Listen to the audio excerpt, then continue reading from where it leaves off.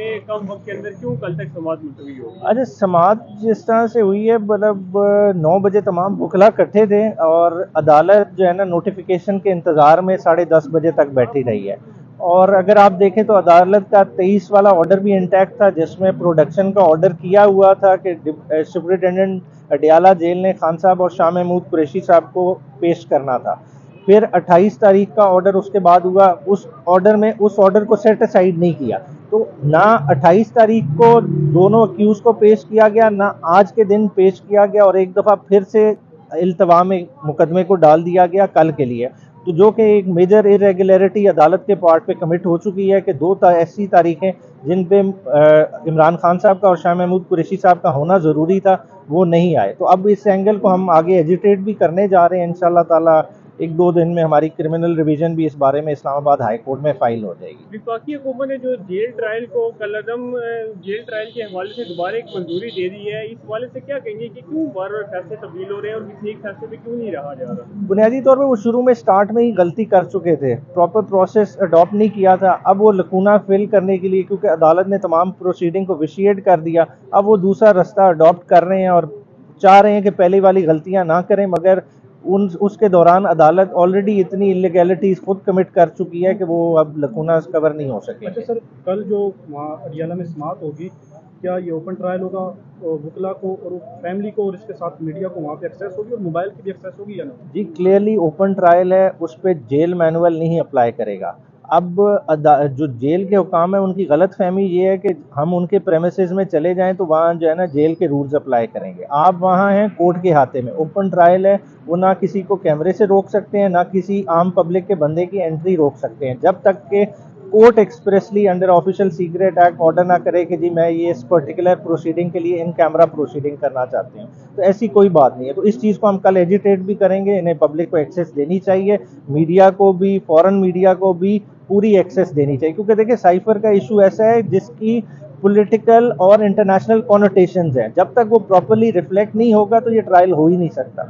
औशका तरीके साहब की ऑफिशियली लीगली टीम ने क्या फैसला किया कि वो जेल ट्रायल के लिए मुतफिक है, एग्री है, या फिर एक मतलब फिर एटीसी के अंदर जो आपकी केसेस समाअत है उसके ऊपर आप फोकस कर रहे हैं? देखिए, जेल ट्रायल तो इंसानी हकूक़ की बड़ी एक संगीन खिलाफ वर्जी है। ये तो आप किसी को बांध के जो है ना मारने वाली बात है।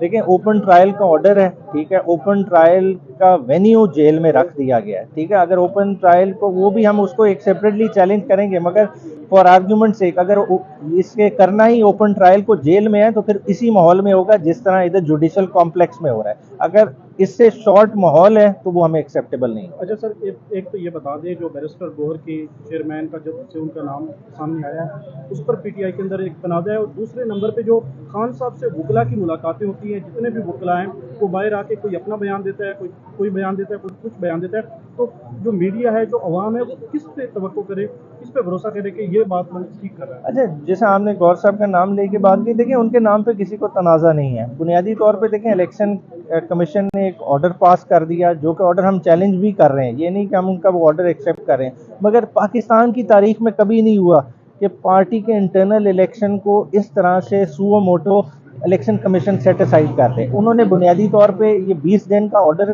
करके हमारे हाथ बांध दिए। अब देखें, आपको खुद पता है कि 8 फरवरी को इलेक्शन होने जा रहे हैं, तो हमने वो इंट्रा पार्टी इलेक्शन तो कराने हैं। अगर इंट्रा पार्टी इलेक्शन कराने हैं तो खान साहब ने खुद डिसाइड किया कि हमने एक सेफ पोजीशन अडॉप्ट करनी है कि कंप्लायंस हो जाए और हमारा बैट का सिंबल भी इंटैक्ट रहे, और इसी के लिए खान साहब ने खुद बैरिस्टर गौहर का नाम प्रपोज किया, और कल की भी हदायत यही है।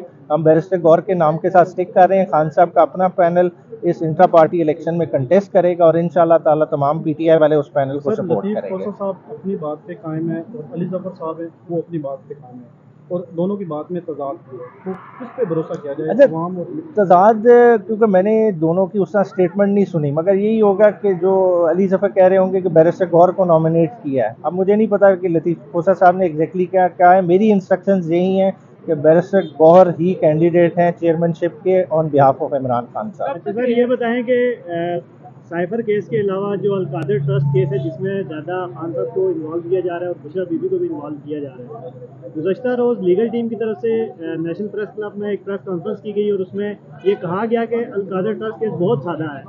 अगर ये केस इतना सादा है तो जो लीगल टीम है वो कोर्ट को कन्विंस क्यों नहीं कर पा रही? क्या ये इसकी लीगल टीम की क्रेडिबिलिटी पे क्वेश्चन मार्क है?